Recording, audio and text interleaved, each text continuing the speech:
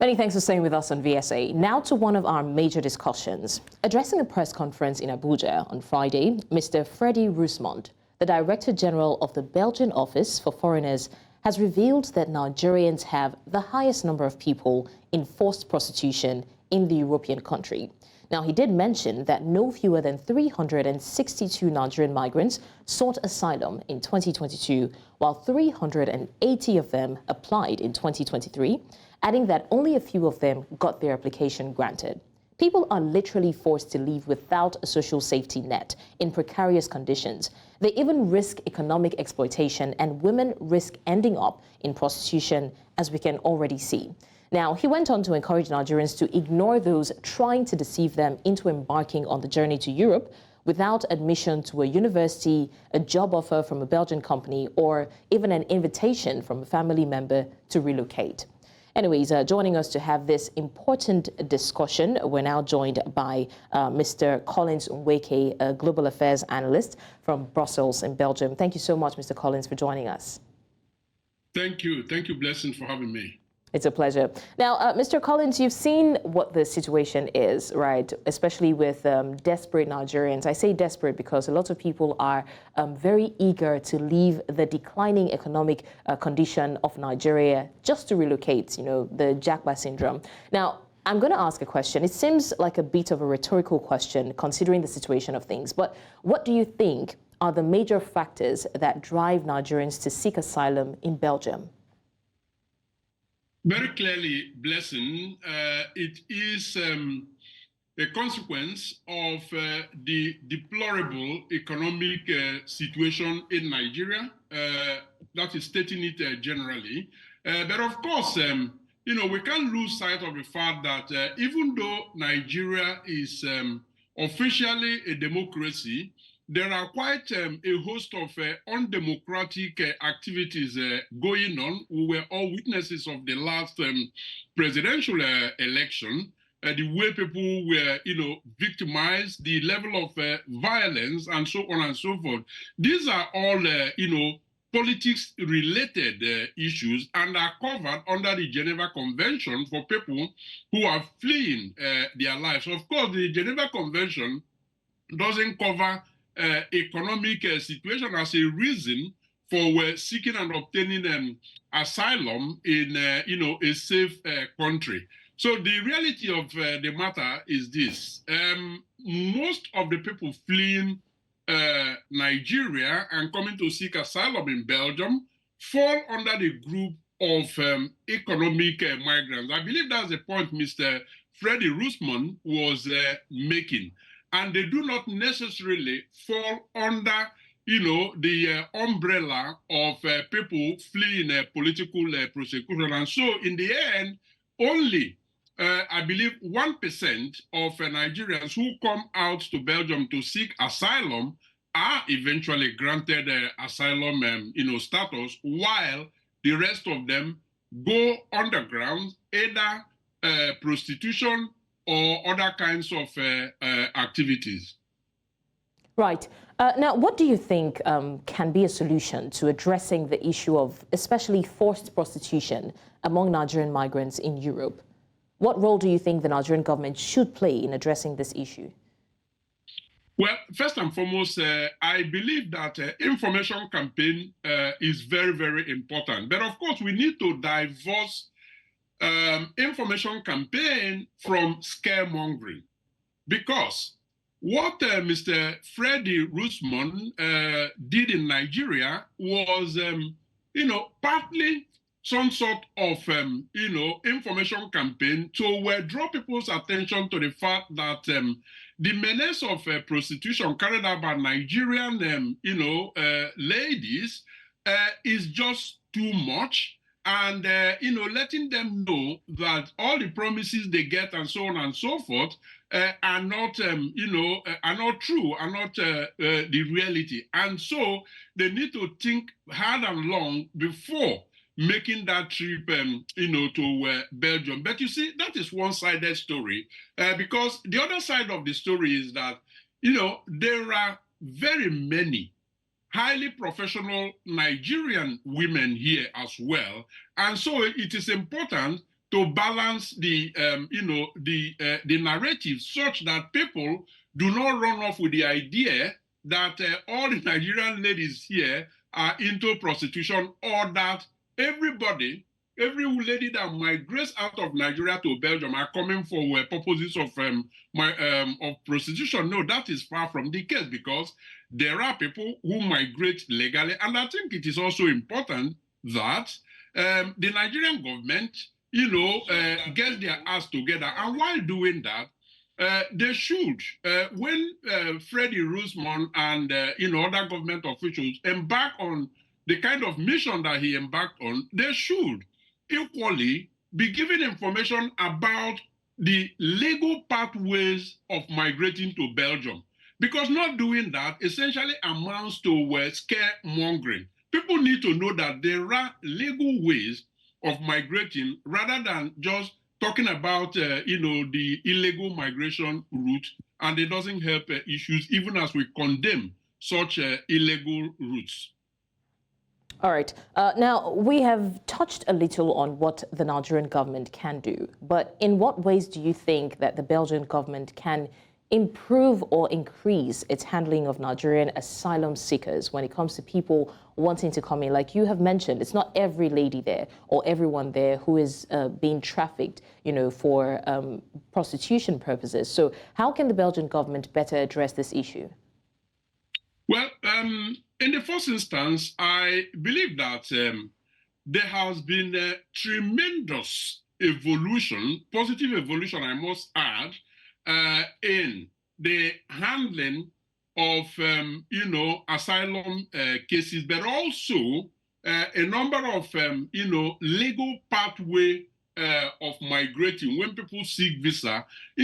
Decades ago, about 2 decades ago, it was all crowded in misery. People don't know exactly what they need to do to be able to legally migrate. That is now a thing of the past in terms of actually, putting out clear policies, clear guidelines with, substantial information. The government of Belgium has done that. Now, what remains to be done on the part of the Belgian government, indeed, is push those information out there. Nothing stops the likes of Freddy Roosemont, to undertake a mission to Nigeria where their purpose is to, enlighten people about, legal pathway to migration, rather than focusing on only the illegal migration. That's one. Number two, there is still a lot of work to be done around, fast-tracking the asylum process, or processes, such that people know their fate as quickly as possible. And when all the avenues, appeal possibilities, and all of that have been exhausted, that people can then be given the option of voluntarily returning back to their country, in this case, Nigeria, or when it becomes absolutely necessary, that they are repatriated. Because not doing that swiftly, actually creates a situation where people's hopes are hanging, they live or they stay on, and then they are forced into illegality. They are also forced into all sorts of crime. But I must emphasize that we are talking of a tiny majority, a tiny minority of Nigerians. Going by the figure that Mr. Roosemont gave, he talked about 330 people who sought asylum in Nigeria in 2023. For Christ's sake, we're talking of 320 out of a population of 220 million people. That is next to nothing. So we should refocus the conversation such that people know also that Nigerians are living here. The vast majority of them, more than 98% of Nigerians here, are living legally, hardworking people, contributing to the economy, young people in different, professions doing fantastically well. Those are part of the stories that also need to be promoted. Right. Now, Mr. Collins, Freddy Roosemont did mention that Nigerians need not heed the advice, especially of maybe family members asking them to relocate or people saying that they have job opportunities or scholarship opportunities for them. It's not to say that those things don't exist, but most of the times these are the avenue through which they lure some of these Nigerians. How can awareness and education be increased, especially for Nigerian women and Nigerians in general, to prevent migrants from falling into the trap of forced prostitution in Europe? And do you think that most of them don't know what they're getting themselves into? Because the truth is, some people actually know that that's what's happening, but they would prefer to do that over living in this kind of economy with this economic condition. Well, I didn't get to land my case on, what the Nigerian government, could do, because that is where it all starts from. They need to get their ass together. They need to create hope and aspiration for young people so that migration remains a choice. It remains an option. And indeed, young people should be encouraged to explore the world, because migration is as old as the world, and there is absolutely nothing wrong with migration. What is wrong is illegal migration. And so when young people want to explore, when they want to migrate out of Nigeria, it should be voluntarily. They should do it intentionally. And to do that, they need information. Now, when Freddy Roosemont talked about, the fact that people are promised to come because they have university admissions or to integrate with them and they have a job for them and so on and so forth, he forgot to equally mention that, yes, indeed, coming to Belgium, migrating to Belgium through the study route is an option and a legitimate option. And what are the ways to go about it? He stopped short of mentioning that, other than talking about it in passing. So they need to do more by giving out more information so that people know what their options are. Now, does that mean that the situation is going to be kept under control when you do that? Certainly not, because like you mentioned, the blessings, there are individuals who know in fact, they are actually on the demand side of illegally traveling to Belgium for the purpose of prostitution. They are, nobody lures them into them. So no matter how much, information you put out there, you will always have those who choose to do that. But you see, the number will be reduced very, very drastically with more information. But more importantly, and that is where Nigerian government comes in here, they have to work credibly in collaboration with the Belgian authorities to ensure that the human traffickers, because they are at the center of all of these conversations, that they are tackled hands down, so that when they are tackled, they then, kind of burst that bubble. And so all of this coming together will, culminate in reduced number of such dangerous trips. Right.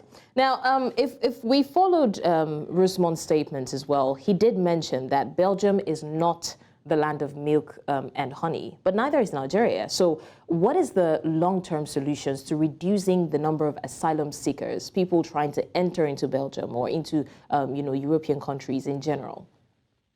It starts with Nigeria. Nigeria, like I mentioned earlier on, has got to get its ass together.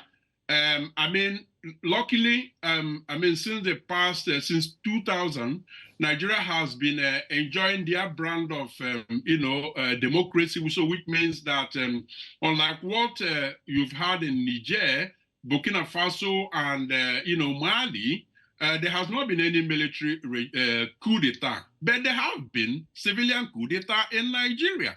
That is also creating a pool of refugees or asylum seekers, those who flee as a consequence of, political upheaval, which they even find almost impossible to prove in the destination countries. So, strengthen the, democracy, as well as the economic prospect for young people who have gone through the hassles of university studies in most cases, but, have no jobs. And so, they have to find a way to survive. Nigeria has got to work on that.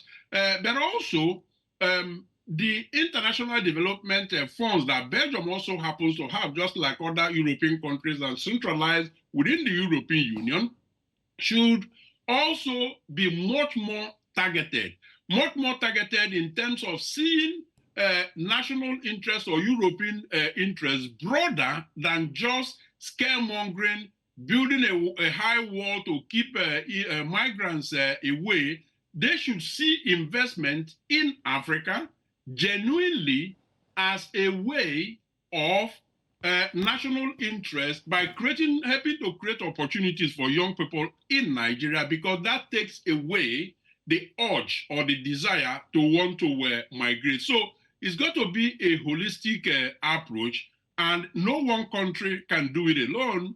I believe that through international cooperation, that they should do it, and the concept of national interest has got to now be broadened. At the moment, it is just too narrow that it rules out a number of options that, would have helped young people to have better prospects. So once it's broadened, I believe it will help as well. And then civil society organizations have got to be more directly involved in international development, because so far, the bilateral government to government, we have seen that it doesn't always work. So there is nothing stopping, foreign countries like Belgium, for instance, working directly with civil society organizations, because they will probably be much more accountable than government, because we have seen that it doesn't always work. So it is a mixed bag, and all the options should continue to be explored.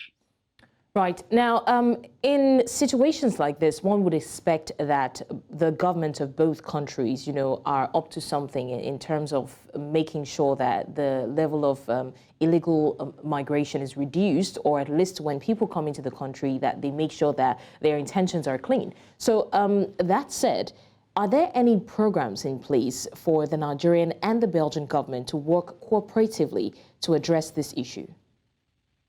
There are a number of tools in place, both private and public.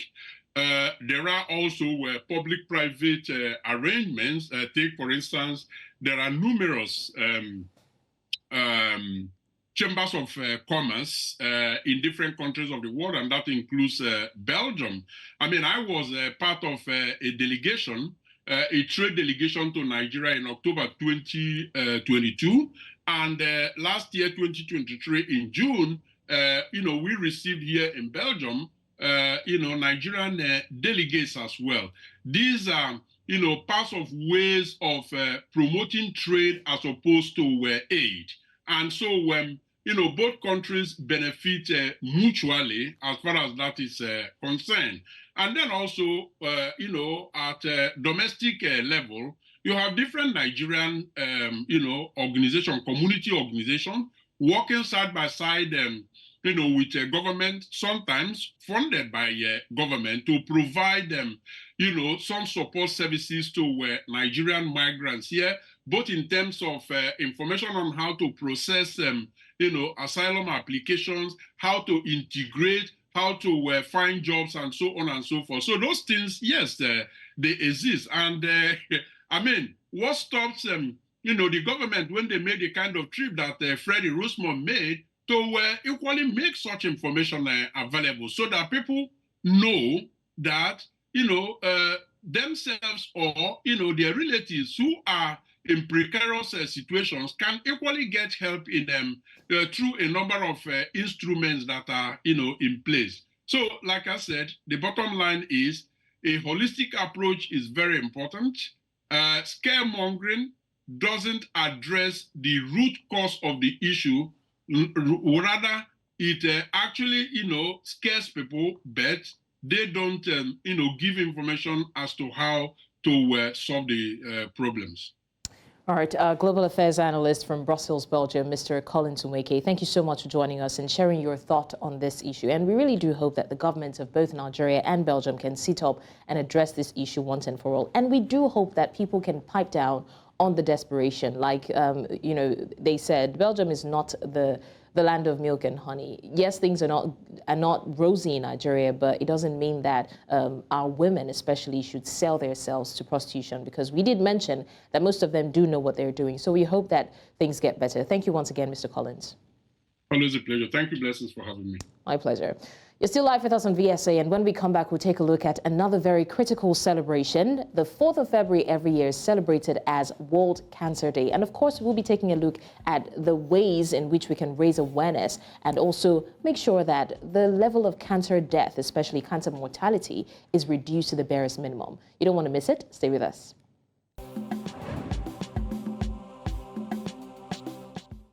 On the 4th of February every year, the world unites to raise awareness on fundamental cancer issues. The theme for this year is Together, we challenge those in power. Now, this theme encompasses the global demand for leaders to prioritize and invest in cancer prevention and care, and to do more to achieve a just and cancer-free world.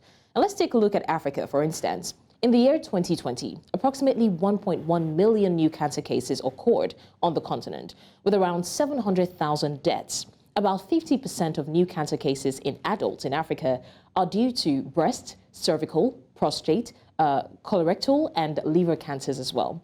Now, cancer survival rate in the WHO African region currently averages 12%, which is much lower than the average of over 80% in high-income countries.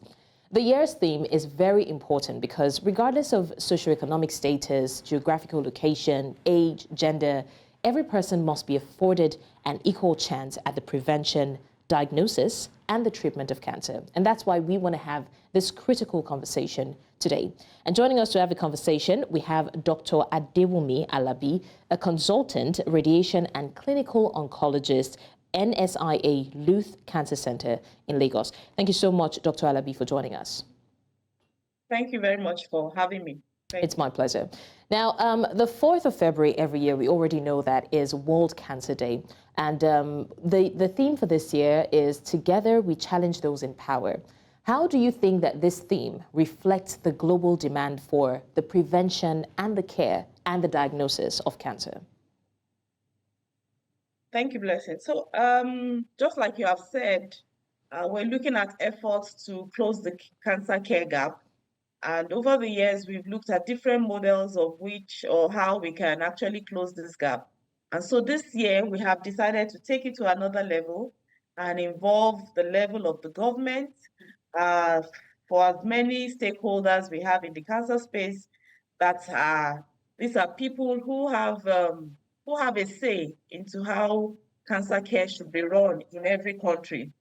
And so because of that, we have decided that we have done so much of awareness, we've done so much of advocacy, but this time around, we want to look at how we can engage our stakeholders, our leaders, to see how we can make this care accessible, available, affordable to everyone. You mentioned something about ensuring inequality, tackling inequality, inequities, and making sure that there's fairness at every level. Fairness because cancer can affect a child, can affect an adult, it can affect even the elderly. And so if you can affect any of these age groups, we have to put things in place that will be able to address each of these age groups and to see how we can make sure that they have access to treatments, to cancer medications. If we look at the challenges we're having now, so many of the big drug companies are folding up and leaving the country. Cancer drugs are becoming more expensive. And so all these things are things that we cannot tackle at the hospital level, but we have to take it from high up with our leaders to make sure that we have all these things available and accessible to our patients. Right. And what specific actions, Dr. Alabi, are being called for, especially from world leaders, to achieve a just and cancer-free world? Because it's one thing to talk about the need to unite and, fight cancer, but it's another thing to have specific action plans that can, feasible action plans that can help us have that cancer-free world that we yearn for? Yeah, so part of the efforts that is in place right now, as we speak right now, we have our cancer organization, our national cancer body, that's NICRAT, the Nigerian Institute for Cancer Research and Treatment, that was inaugurated last year by the presidency. And they actually have a meeting this week, which is part of the efforts that we are putting in place as a country. And in this meeting, stakeholders, the ministers for health are all present to dialogue on ways in which we can make cancer treatments available and affordable to our citizens. I also mentioned that part of the effort the government is making right now is to make sure that in each geopolitical zones that we have radiotherapy machines. This is one of the machines that is used for treatment of cancer patients, to make sure that we don't only have it in the big states, and we have it in states that people can access and also make themselves available for treatment. In another sector that we're also looking at has to do with ensuring that the National Health Insurance Plan covers cancer care. Many of the drugs now are actually on NHIS, the health insurance scheme, and patients can access this drug at a cheaper rate than they would get if they had to access it without being on the health insurance scheme. So we're encouraging Nigerians to join the insurance, to register with the Nigerian Health Insurance Scheme so that they can have access to these drugs. The government has also put some initiatives in place, which has to do with making sure that some tertiary hospitals, government-owned facilities also have this access program where patients can get their drugs for 30% of the cost or 60% of the cost, depending on how expensive the cost is. And so all these things are some of the things that are actually on ground now, which we're even making efforts to see that can they get their treatment free? Because in the Western world, this is what they enjoy. They enjoy the privileges of having their treatment free.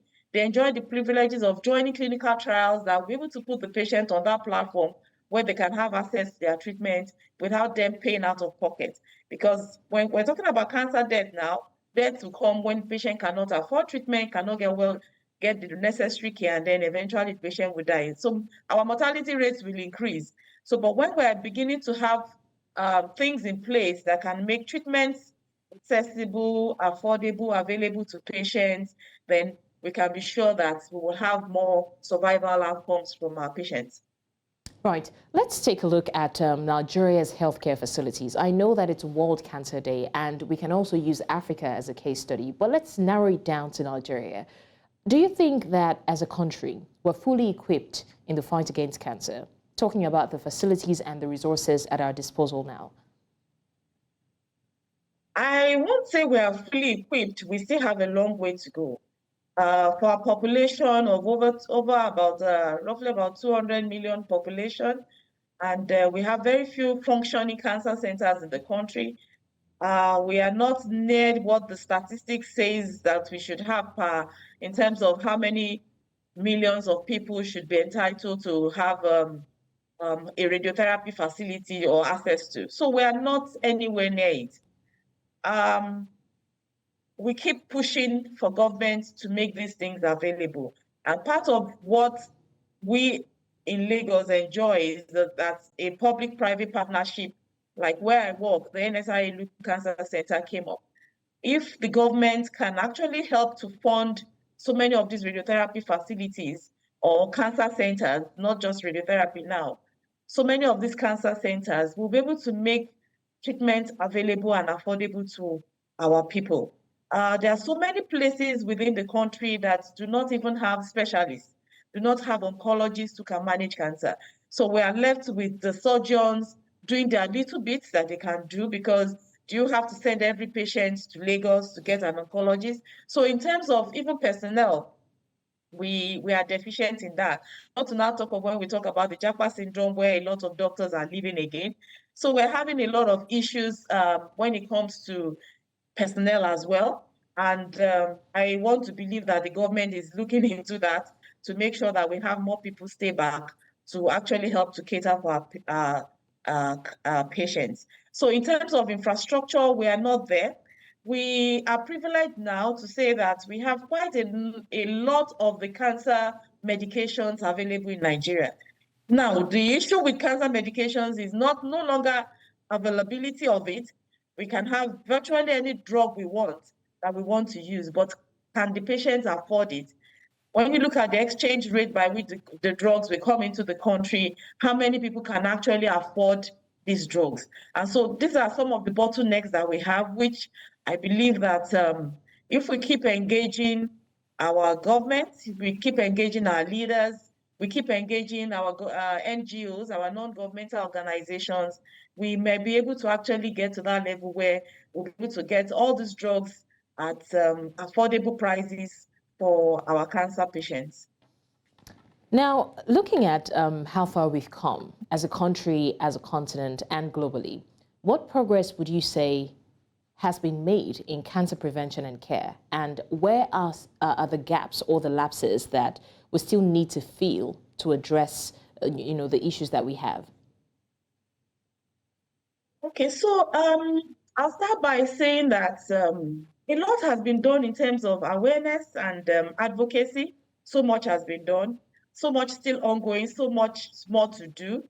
I think we have reached a peak a point where, as an oncologist, I can confidently say that awareness, advocacy is not as bad as we used to have it. I would not say we're there yet, but it's not as bad as we used to have it then. So people are becoming more knowledgeable about what it means in terms of screening, in terms of prevention. People are becoming more knowledgeable.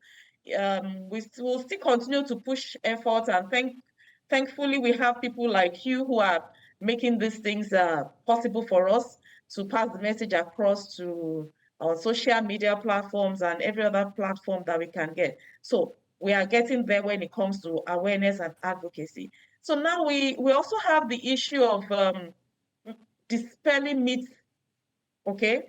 Myths and misconceptions about cancer. If we're also able to tackle that, because that still has to do with also awareness, creating health education and making people aware that they need to get over with these myths and misconceptions of what they believe cancer is, not seeing it as a spiritual attack or seeing it as something that they can use herbal medications and then it goes away, just like you treat malaria and then it goes away. And so these are some of the bottlenecks that we're having, okay?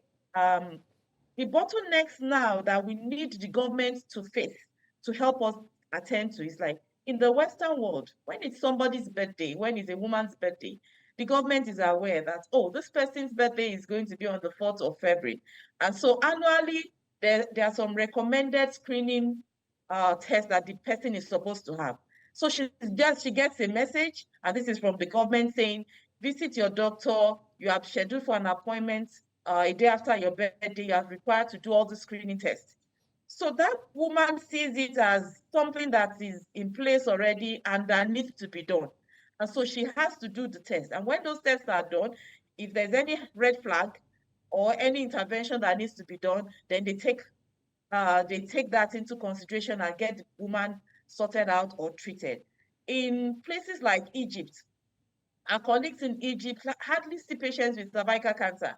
And that's because they do a lot of prevention strategies, they do immunization, give vaccination to their children. And so they have put so many things in place to keep all this in check. And I think that those are the places where we need to engage our government to make sure that we have things in place, that we also ensure that we get screening done. Some people want to get screened, they do not know where to go.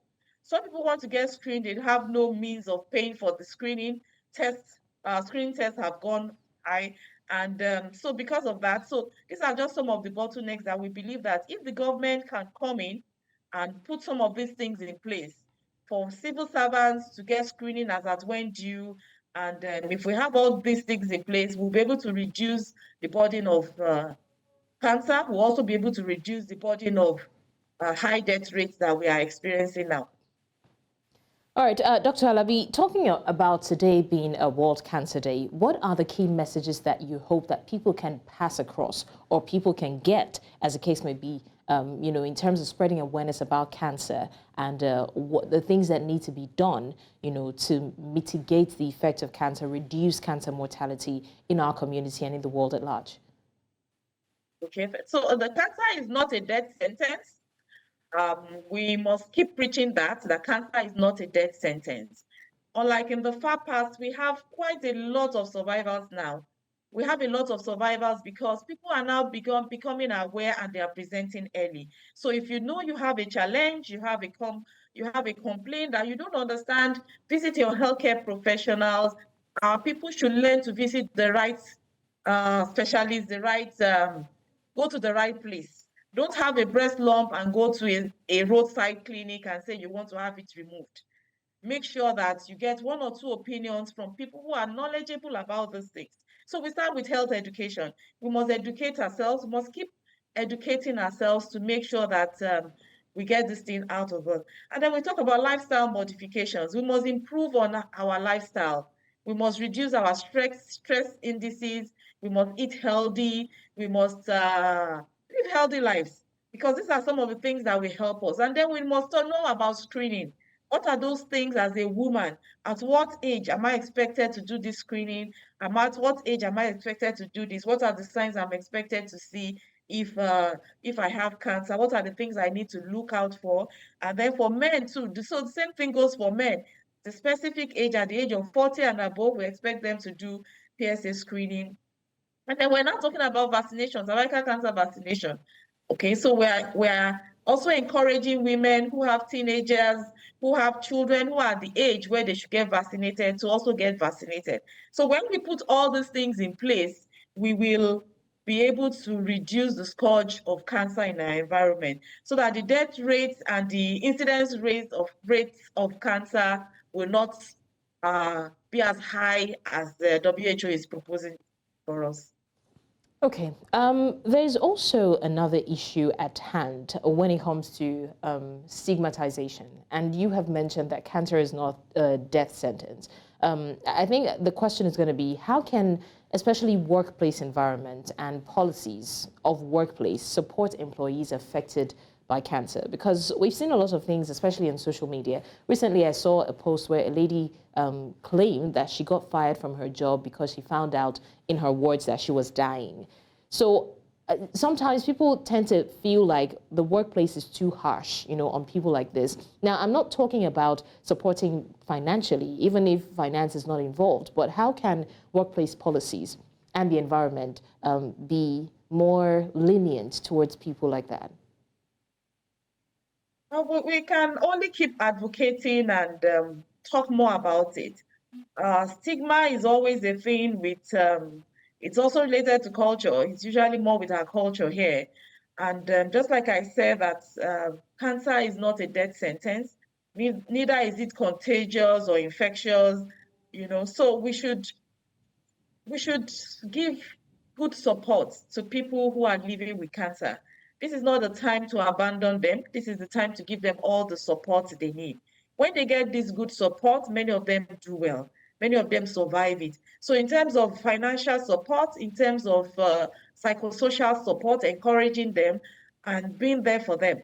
So we shouldn't see them as people who we should ostracize from the environment, or we hear stories of or the husband left when he heard that the lady had cancer and all sorts. So we want to advocate that let's identify the people who have cancer around us and let's encourage them, let's support them.